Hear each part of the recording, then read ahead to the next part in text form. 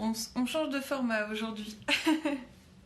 Je vais attendre que vous soyez un peu plus présents. En même temps, je commence un petit peu en avance. Salut! Salut tout le monde! Hop, je lance l'enregistrement sur l'ordinateur aussi.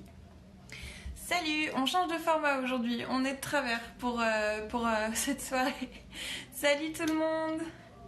Je m'y suis pris pas très... Je pensais être plus en avance que ça, je dois vous avouer, mais au final, je suis encore dans les temps. Bienvenue pour la 3e édition des Mardis Magiques. Et comme peut-être vous le savez, tout fonctionne par 3 chez moi. Alors, oui, j'ai décidé de me mettre comme ça parce que c'est plus facile pour pouvoir regarder les 2 caméras. Je verrai si c'est ce qui me convient ou pas, mais on verra bien. Coucou tout le monde, coucou. J'ai choisi de mettre la vidéo comme ça, je sais. On est du coup au 3e numéro des Mardis Magiques. Je teste un format comme ça parce que ça me permettrait peut-être de pouvoir enregistrer les lives sur mon téléphone et du coup de pouvoir les mettre directement après sur YouTube pour pouvoir les garder pour le club de lecture. Donc voilà pourquoi on est de travers pour aujourd'hui. Et peut-être aussi pour les prochains du coup. Voilà. Donc c'est le 3e Mardi Magique. Vous savez, si vous me connaissez depuis un petit moment, moi je fais tout par 3. Ce qui fait que peut-être que cette fois-ci, le live sera en replay pour pouvoir justement travailler... peut-être en replay tout court. Je suis en train de lire en même temps, mais c'est vrai qu'ils sont de travers, mais c'est vrai que je me dis que c'est quand même plus pratique pour moi, parce qu'en fait, j'ai déjà beaucoup de questions, alors je sais pas si j'aurai le temps de tout faire. D'ailleurs, on va pas perdre de temps pour le Mardi Magique. Donc la première question, c'était... d'ailleurs, je vous remercie pour toutes vos questions. Vraiment, vous avez été super prolifiques. Si vous voulez poser une question la prochaine fois, c'est tous les lundis à partir de midi à peu près, ou le mardi, ça dépend comment je m'organise, pas toujours très bien, donc voilà. Mais les Mardis Magiques, c'est un moment où je réponds à toutes vos questions pour pouvoir justement prendre un peu de temps pour vous, parce que j'ai pas toujours le temps de répondre à tous les messages privés, j'ai pas le temps de tout ça. Donc voilà pourquoi nous sommes ici. La première question, qu'on retrouve d'ailleurs, vous avez été 2 je crois à me poser un peu la même question, c'était question technique concernant les restes des offrandes, rituels, outils magiques, qu'est-ce que j'en fais? Eh bien,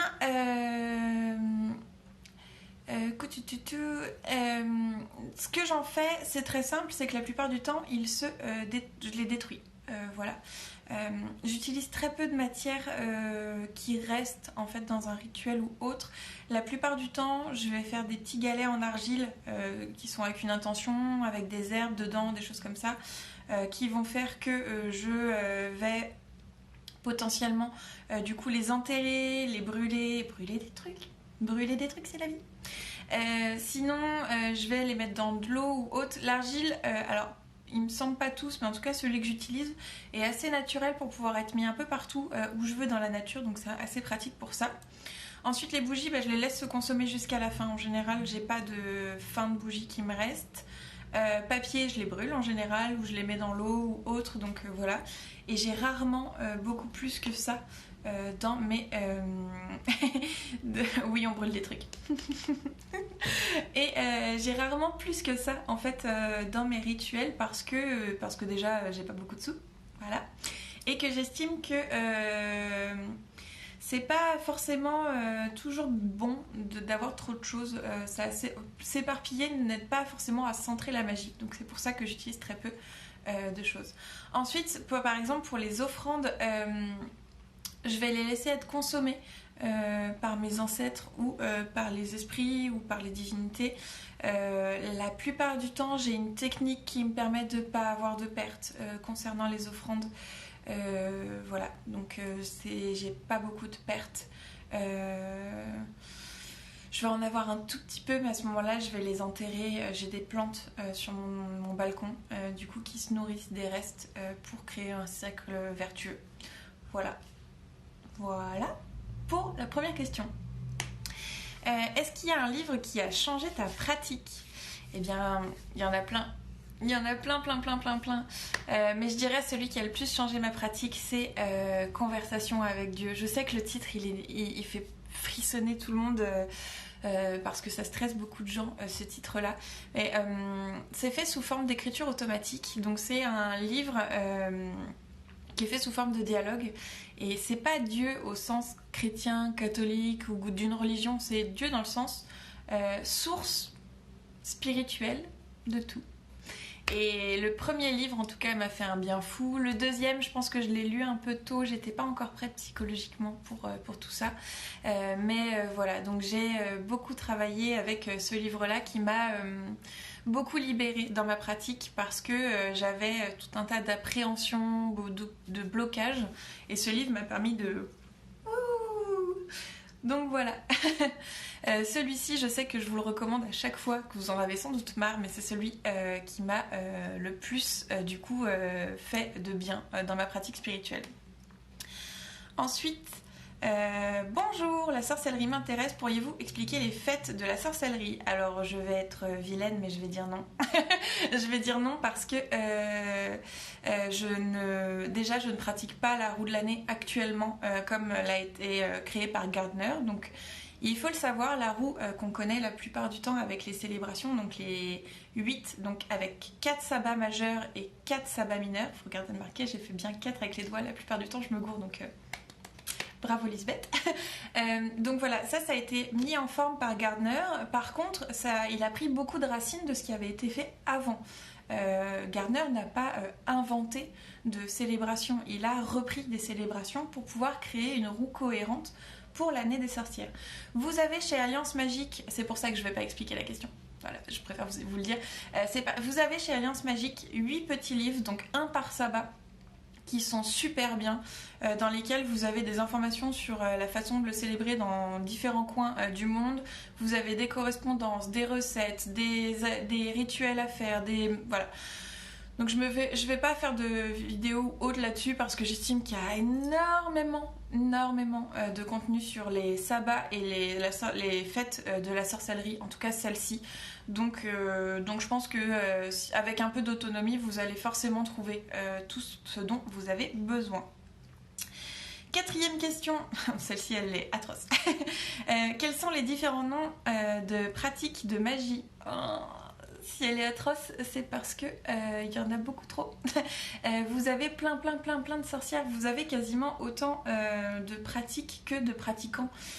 C'est justement l'un des principes de la sorcellerie. Et encore, je suis même quasiment sûre que chez les chrétiens, du coup, par exemple... Alors, je peux pas parler des autres religions parce que je les connais pas assez.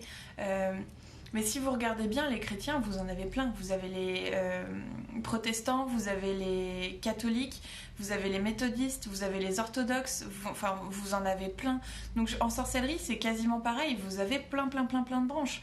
Vous avez les plus connus, donc la Wicca traditionnelle, qui est aujourd'hui... quand on parle de Wicca éclectique, en fait, on parle de sorcellerie, on parle pas de Wicca, mais je vais pas... c'est trop long à expliquer, donc je vais pas vous expliquer pourquoi aujourd'hui, parce que sinon je vais jamais terminer ce live. Et déjà, je suis pas très en avance, ça fait déjà 10 minutes, je sais pas si vous vous rendez compte. Et donc vous avez la Wicca traditionnelle qui est héritée de Gardner, qui peut vous intéresser. Vous avez aussi par exemple la sorcellerie des campagnes, vous avez la magie chrétienne, vous avez la magie draconique, vous avez le chamanisme, vous avez la magie des plantes, la magie des pierres, vous avez la divination, vous avez ce qu'on appelle les Otherkin aussi, qui sont des pratiquants qui dans leur système de croyance estiment qu'on peut être la réincarnation d'animaux mythiques ou de représentations en fait que nous on donne. Par exemple, on peut être une réincarnation d'un dragon, on peut être une réincarnation d'un elfe, on peut être une réincarnation de gnome, de hérisson, de ce que vous voulez.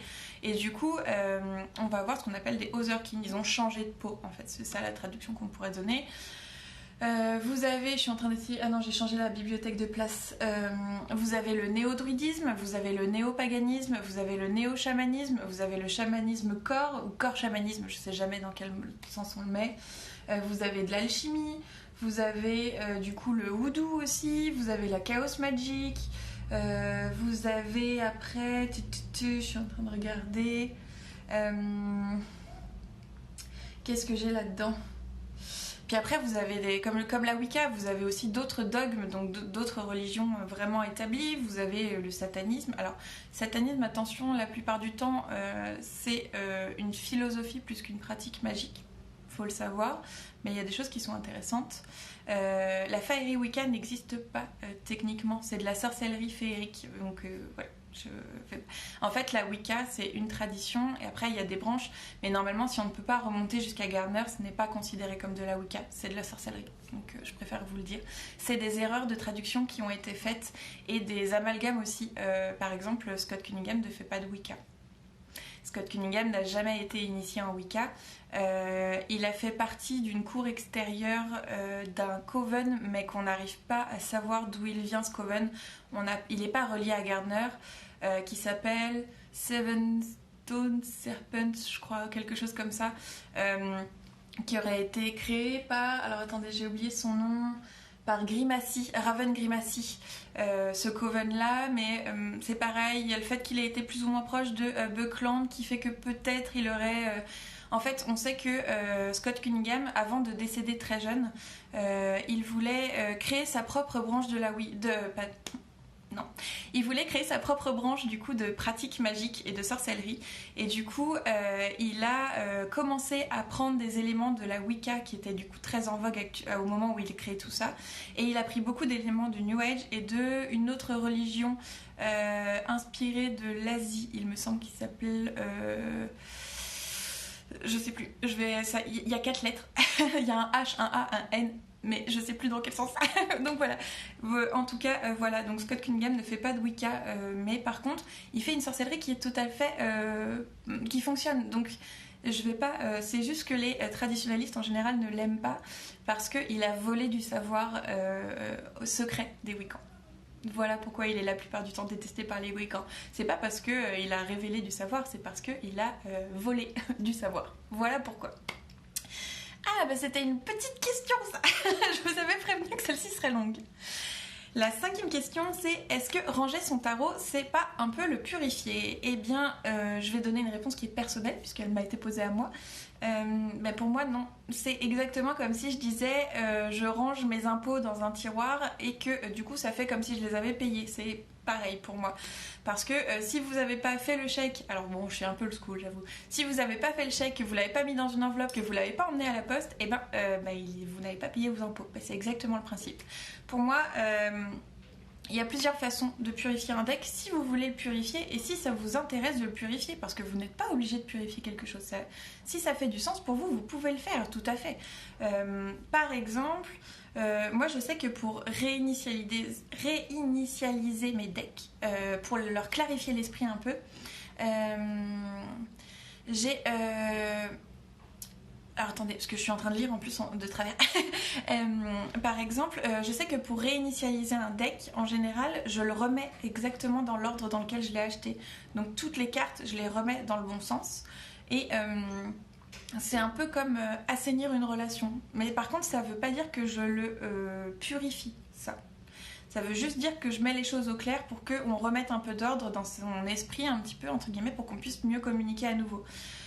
Quand je veux purifier, ça m'arrive très peu.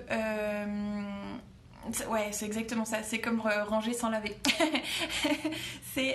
En général, je purifie pas mes decks, sauf si je m'en sers beaucoup pour d'autres personnes. Parce que mes decks, ils sont un peu comme des enfants ou des amis que j'ai rencontrés.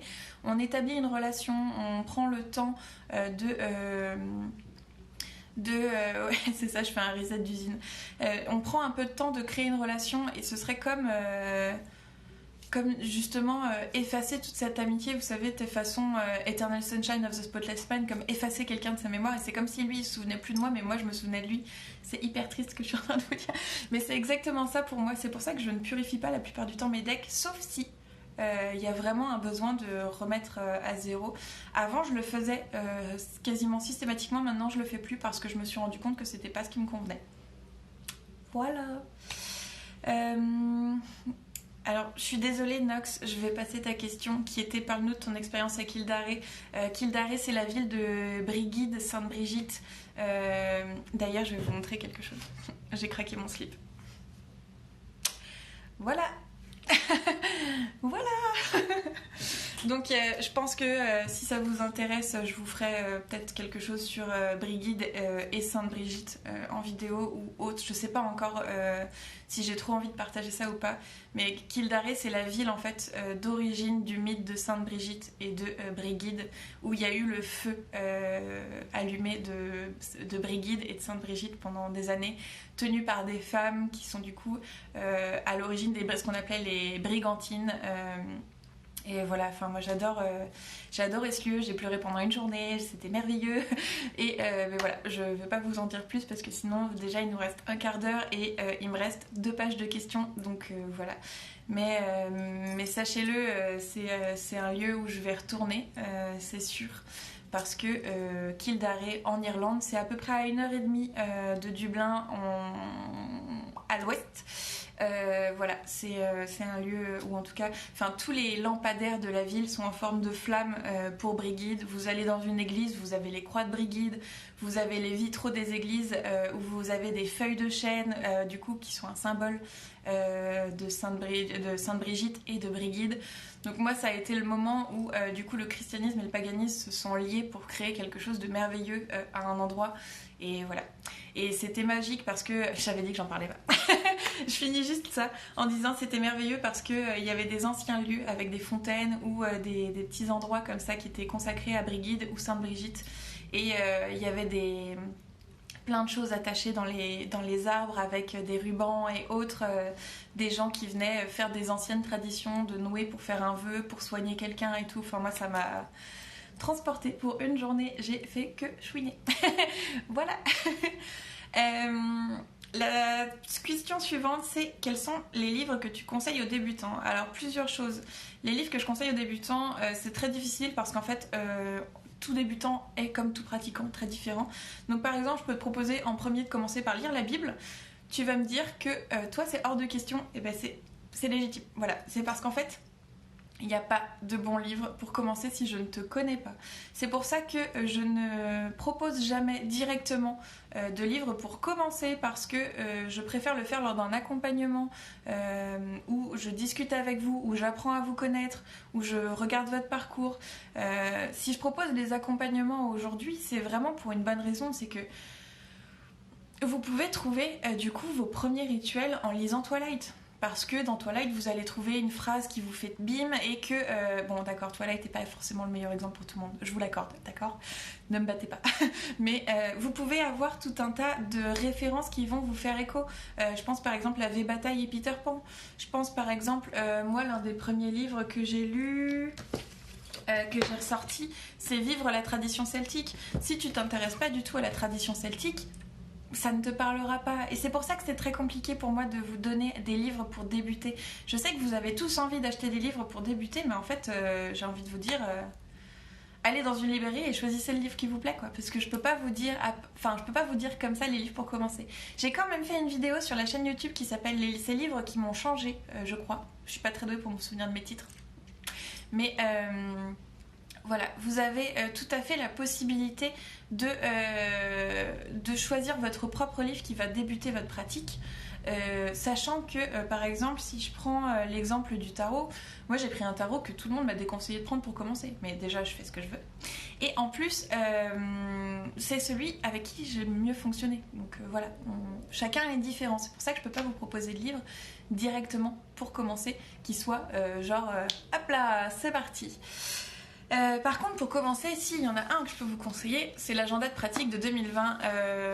Je suis pas très impartiale parce que c'est moi qui l'ai écrit, mais dans lequel je vous présente énormément de choses différentes qui peuvent vous donner des axes de réflexion et de recherche. Donc je vous donne de la Kitchen Witch, donc Magie des fourneaux, merci Papette et Luminaison si t'es là de m'avoir trouvé ce titre là. Je vous parle des chakras, je vous parle de magie draconique, je vous parle de nature, je vous parle de tarot, je vous parle de beaucoup trop de choses en fait. Je vous parle aussi d'écologie, alors pas trop, j'essaye d'être gentille là-dessus parce qu'on n'a pas tous la possibilité de l'être et mon but n'est jamais de culpabiliser les gens dans mon travail. Je vous parle aussi de panthéon, de pop culture, je vous parle d'animaux totems, je vous parle de quoi je vous parle aussi des familiers, je vous parle d'astrologie, enfin je vous parle d'anciennes traditions, je vous parle de créer vos traditions, voilà. Donc celui-ci, voilà, en fait c'est un outil qui est aussi bien pour commencer que pour structurer. Par exemple ici, si je l'ouvre au hasard, c'est...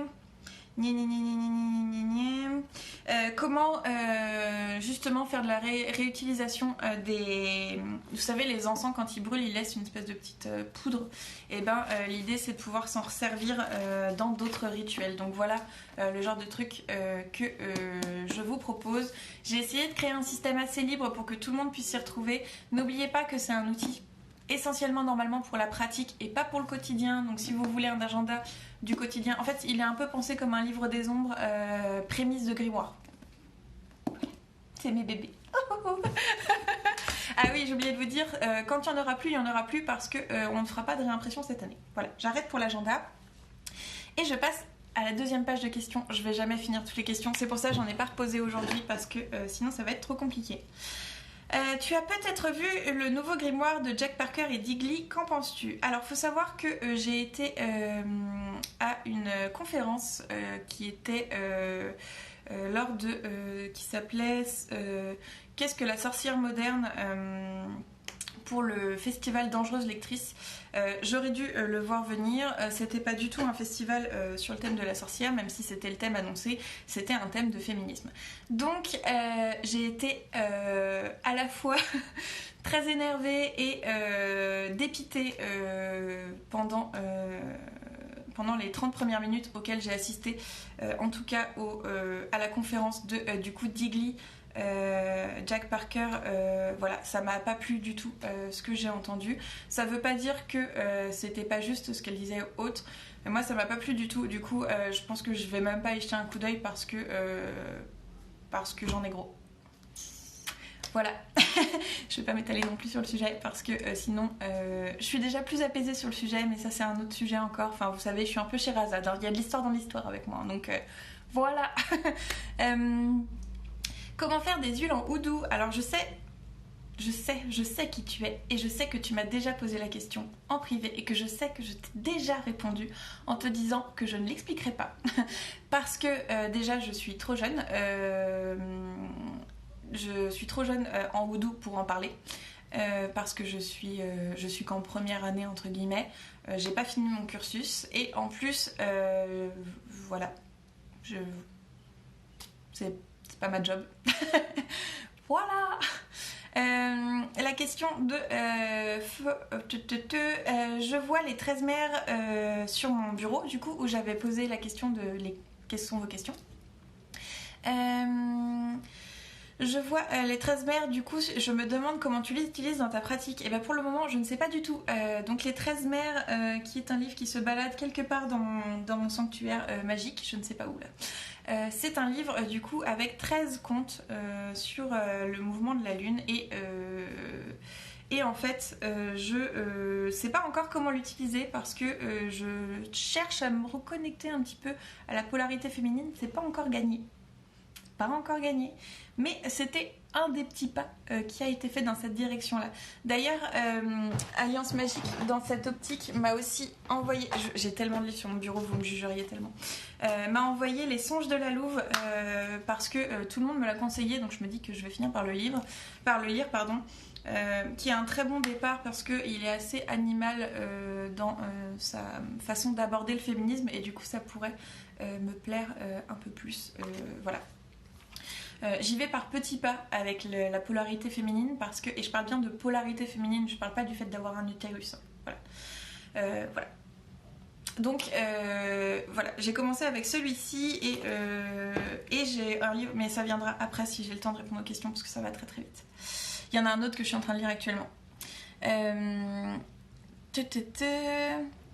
Quelles sont tes lectures en cours, un favori du moment? Alors vous allez me prendre pour une tarée. Mais en ce moment je suis en train de relire Vivre la tradition celtique de Mara Freeman. Il y a des coquilles un petit peu au niveau de la traduction, mais excellent livre, enfin, que moi j'adore en tout cas. Je suis en train de lire actuellement aussi Danser avec les dragons de DJ Conway qui est sur la magie draconique. Donc celui-ci très intéressant, par contre traduit avec les pieds, donc ça aussi c'est un autre problème. J'ai de plus en plus de problèmes de traduction, ou alors c'est moi qui les vois plus, je ne sais pas. Mais en tout cas voilà. J'ai aussi, je suis en train de lire Brigid qui est aux éditions Danae de Morgan Daimler. Je suis en train de le relire parce que, comme vous l'avez vu, je suis en train de travailler avec Brigid. Oui, il est à l'envers, je fais ce que je peux. Donc je suis en train de travailler sur Brigid. Dans le club de lecture actuellement, on est en train de lire La part d'ombre du chercheur de lumière, qui est un livre sponsorisé par Colgate, certes, mais beaucoup plus intéressant qu'on ne le penserait de premier abord. Et le dernier livre que je suis en train de lire actuellement, je lis actuellement vraiment tout ça en même temps. Enfin, c'est Holy Noticing, qui est un livre sur le christianisme et le fait de repérer Dieu dans le quotidien. Voilà! Je lis donc 1, 2, 3, 4, 5 bouquins en ce moment. Ne me jugez pas. Voilà. Est-ce que ton projet de vivre de tes créations via la sorcellerie se passe bien? Alors c'est très drôle, vous êtes tous très intéressés de savoir ce qui se passe sur mon compte en banque. Voilà, c'est surprenant, mais je sais pas pourquoi c'est plus légitime de demander ce qui se passe sur le compte en banque des gens qui vivent de la spiritualité ou de YouTube, ce qui n'est pas du tout mon cas, je ne monétise aucune vidéo sur YouTube, que de demander de quelqu'un qui vit par exemple d'autres choses. Donc, mais je sais pas pourquoi, c'est une vraie question. Mais non, pour l'instant je ne peux pas en vivre, et si jamais d'ici 2 ans je ne peux pas en vivre, eh bien j'arrêterai tout et je reprendrai un boulot entre guillemets normal et je retournerai à ma pratique personnelle. Donc voilà, c'est pour ça que actuellement j'ai créé le club de lecture, c'est pour ça que j'ai créé aussi les agendas de pratique, c'est pour ça aussi que j'ai la chaîne YouTube, même si la chaîne YouTube je ne gagne absolument rien dessus. Qu'est-ce que j'ai créé? C'est pour ça aussi que je crée les accompagnements, parce que les accompagnements me permettent du coup aussi de mieux vous répondre à des questions comme par quel livre débuter, mais aussi parce que moi ça me permet de manger. Manger c'est bien.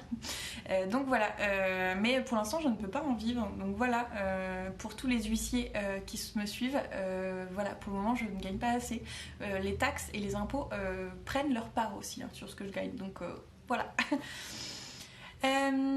As-tu le projet de reprendre le blog dans le futur? Eh bien non. Je pense pas, en tout cas sous cette forme-là. Je vous vois avec les poulpes, je vous déteste. Je vous déteste. Heureusement que celui-là il est mignon. J'ai pas de projet de reprendre le blog parce qu'en fait j'ai déjà pas le temps, en fait j'ai pas le temps de faire tout ça. Je vois passer un truc pour les accompagnements. Vous avez possibilité de m'envoyer un mail donc à lisbethnemandi tout attaché @gmail.com. Je vous donne tout un tas de d'informations supplémentaires, donc c'est 50 € pour 1 heure et je vous donne tout un tas de choses. On peut créer des premiers rituels, on peut débloquer des situations que vous avez, voilà, on peut travailler sur tout ça. Voilà, et la question suivante, serais-tu partante pour un challenge magie des fourneaux? Alors j'ai pas compris. J'ai pas compris la question parce que est-ce que vous voulez que je crée un challenge? Parce que vous avez l'impression que je m'ennuie, c'est vrai, dans ma vie. Donc voilà, je vais pas créer de challenge. Déjà, je vous prépare des petits trucs. Sachez qu'en plus, pour ceux qui ont l'agenda de 2020, vous allez avoir un challenge par semaine. Donc 52 challenges créés par mes petits soins. Avec que des thèmes différents pour pouvoir vous lancer aussi dans la pratique et avoir d'autres choses en plus de l'agenda. Donc si vraiment vous n'arrivez pas à remplir votre agenda, je peux plus rien faire. En sachant qu'un agenda qui n'est pas complètement rempli, c'est pas grave, parce qu'un agenda qui n'est pas complètement rempli, il vous dit quelque chose aussi. C'est Nox de Nox Lux Oracle. Elle me montrait dans son agenda, il y a des périodes qui sont vides parce que juste avant, elle avait fait des lourds travaux magiques. Ou alors, il y avait des moments qui étaient plus difficiles dans sa vie personnelle qui faisaient que c'est moins facile de pratiquer. Et en fait, ces choses-là, les vides disent des choses sur vous aussi. N'ayez pas peur de laisser du vide. Et voilà, c'est pour ça que il y a les challenges. En plus, pour ceux qui auraient vraiment peur mettre rien dans leur agenda, mais normalement vous pouvez vous en sortir quoi. Les challenges seront partagés dans le groupe Facebook de l'agenda de pratique 2020 qui s'appelle la communauté avec le thé à boire à la fin. Communauté, oui, écoutez, on fait des jeux de mots comme on peut, hein, voilà. Communauté de l'agenda de pratique 2020 et vous aurez les challenges par semaine qui seront partagés dans le groupe. J'aurai jamais le temps de tout faire, mais on va essayer d'accélérer sur les 13 secondes qui me restent. L'optimisme fait partie de mes qualités. Un tarot idéal pour Yule et les fêtes de fin d'année? Eh bien non, parce que j'ai pas de tarot spécifique pour chaque période de l'année, parce que j'essaie déjà, je trouve que j'en ai entre guillemets beaucoup, parce que j'en ai une dizaine de tarots et oracles, mais si je devais en conseiller deux, moi je conseillerais celui par lequel j'ai commencé, qui est The Wild Unknown Tarot, que personne ne recommande pour commencer, qui est tout en anglais, mais je crois qu'il va être traduit, je crois. Et sinon, je vous conseillerais celui qu'on utilise actuellement dans le club de lecture qui s'appelle Oracle des êtres d'ombre et de lumière. Chaque semaine dans le club de lecture, je tire une carte avec celui-ci parce que du coup, comme on est en train de travailler sur la part d'ombre du chercheur de lumière, ombre et lumière, bon voilà, le rapport est assez vite fait. Du coup, je tire une carte avec celui-ci chaque semaine en bonus dans le club de lecture, donc voilà, c'est celui-ci que je trouve le plus approprié. En plus, on est en train de passer de la période du coup claire vers la période, parce qu'on a passé l'équinoxe, donc on est en train de s'enfoncer dans l'ombre, mais Noël est une période où on cherche la lumière, donc je me dis que voilà, c'est peut-être un peu capillotracté, mais vous en faites ce que vous voulez. Comment va ton domovoy? Le domovoy est un esprit du foyer. Si vous avez l'agenda de 2019, vous avez tout un article sur le domovoy dessus, enfin une double page sur le domovoy. Mon domovoy va très bien. Il m'a rendu au moins les 3/4 de mes petites cuillères, donc c'est que l'aménagement de l'appartement lui correspond mieux. En général, mon domovoy, quand il est un peu vénère, il me pique les cuillères. Donc voilà. Question suivante. Que peut-on ressentir en travaillant pour la première fois avec une entité? Ça va être très très différent déjà d'une personne à l'autre et puis d'une entité à l'autre. Vous pouvez... alors le truc c'est que faites attention parce qu'on ne sait jamais vraiment à qui on a affaire. On dirait un vieux jingle de savon. Parce que quand on travaille avec quand on établit un contact avec une entité, faites attention à ce que vous soyez bien protégé, à ce que vous soyez quand même bien ancré, tout ça. Moi par exemple, brique guide, la plupart du temps c'est un toucher. C'est un toucher, c'est une sensation sur les joues ou ici. Et voilà, c'est ça, Brigide. Quand je travaillais avec le phosphore, enfin quand j'échangeais avec le phosphorus, donc j'ai pas travaillé avec Lucifer, j'ai vraiment échangé avec Lucifer. C'était une voix et une odeur. Vous pouvez avoir des sensations de chaleur, de froid.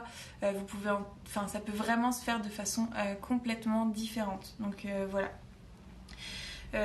Il n'y a pas de vraie réponse pour tout le monde. Ça peut être par le rêve, ça peut être aussi des, entre guillemets, hallucinations. Vous avez vraiment plein de façons pour justement travailler là-dessus. Faut-il obligatoirement pratiquer de façon régulière pour avoir de bons résultats? Alors ça, je dirais bien que c'est un peu comme le bon et le mauvais chasseur. C'est-à-dire que, vous voyez... Il y a des gens qui disent qu'il faut avoir pratiqué 1 heure et 1 minute pendant 1 an et 1 jour pour pouvoir se dire sorcière et du coup être légitime en tant que pratiquant. Il y en a qui estiment qu'à partir du moment où on l'a décidé, on le devient. Personnellement, j'estime que en fait, la sorcellerie, vous allez plus vous pratiquez, plus vous allez vous rendre compte qu'elle est dans votre quotidien tout le temps. Que ce soit par la prière, que ce soit dans les gestes. Par exemple, moi quand j'ai une sensation de comme si j'avais chopé un petit truc, une espèce de truc qui traîne, que les gens m'ont filé, je sais pas, un peu de leur tension haute, je fais un geste qui est tout simple, c'est 3, 1, 2, 3, 4, et en général je fais ça aussi, et je pousse. Et en fait, voilà, ça me permet de... C'est un petit geste, hein, c'est tout bête, mais voilà. Le quotidien, je le fais aussi. Enfin, ma pratique, elle est sous la douche, elle est en train de lire, elle est dans la cuisine, elle est vraiment partout, même dans la façon dont je m'habille, avec mes... Alors là, je suis habillée en gris, mais la plupart du temps, je choisis les textures, tout ça... Voilà. Je sais plus, je saurais pas vous dire en fait. Pour moi, elle fait totalement partie continuellement de mon quotidien, ma pratique. Comment choisir sa divinité avec la multitude qui existe? Mais pourquoi choisir une divinité dans un premier temps? Parce que on n'est pas obligé de choisir une divinité, tout simplement.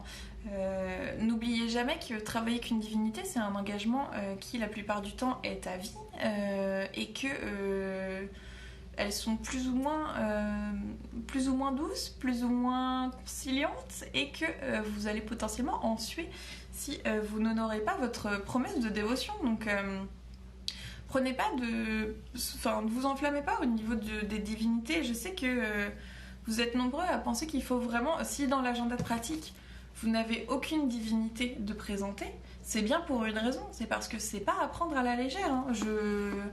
Voilà. C'est vraiment le travail avec les divinités, c'est pareil, je pourrais en parler avec vous pendant les accompagnements si ça vous intéresse, mais travailler avec une divinité, il y a des divinités où si jamais vous ne travaillez pas correctement avec elles vous foutent dans un ravin en voiture, quoi. Il n'y a aucun problème avec ça, elles vous pètent les freins. Soyez... vous voyez, soyez conscient de ce que vous faites. Vaut mieux travailler. En plus, il y a plein de choses à travailler. Vous pouvez travailler avec les éléments de la Terre, vous pouvez travailler avec les planètes, vous pouvez travailler avec les saisons. Enfin, voilà. Donc, ne vous forcez pas à aller tout de suite vers les divinités. Voilà. Je vais finir parce qu'il me reste 3 questions et dont 2 qui sont liées, donc ça va. As-tu un familier? Si oui, qui est-il? Peux-tu nous apprendre plus des familiers? Je vais pas vous en dire plus parce qu'il y a du contenu sur les familiers et animaux totems il y a 2 pages, hein. C'est pas non plus je vous ai pas fait un essai littéraire dessus. Vous avez une page sur les familiers et une page sur du coup les animaux guides dans l'agenda de pratique. Mais d'ailleurs vous avez un petit clin d'œil à Lyra avec son petit oiseau Balthazar. Donc voilà. Dans l'agenda de pratique. Donc je vais pas vous en dire beaucoup plus là-dessus, sachant que personnellement je n'ai pas de familier. Voilà. J'ai un animal guide, mais je n'ai pas de familier. Et dernière question, des conseils pour trouver ces guides spirituels. Et bien là, je peux pas forcément vous aider parce que je dirais que si la seule chose que je peux faire pour vous aider, c'est vous dire que commencez par aller vers vos ancêtres. C'est des guides spirituels. Allez-y. Les guides, ils seront toujours là pour prendre soin de vous parce que vous êtes le sang. Vous voyez, c'est le sang. Et en plus, faut pas oublier que comme ils ont été humains potentiellement il y a moins longtemps que des divinités ou autres, ils sont plus conciliants concernant l'humain. Il y a des guides spirituels qui vont être très pressants parce qu'ils savent que vous avez des choses à faire dans votre vie. Ils sont en train de vous dire allez c'est parti, c'est l'heure, c'est l'heure, c'est l'heure, c'est l'heure, c'est l'heure. Alors que vos guides spirituels, si vous leur dites en fait là c'est compliqué parce que je suis fatiguée ou alors je me remets d'une rupture ou autre, j'ai besoin de temps, vos ancêtres vont plus facilement comprendre que d'autres lignées. Donc voilà, je vais m'arrêter ici et je vous dis à la semaine prochaine pour un nouveau live.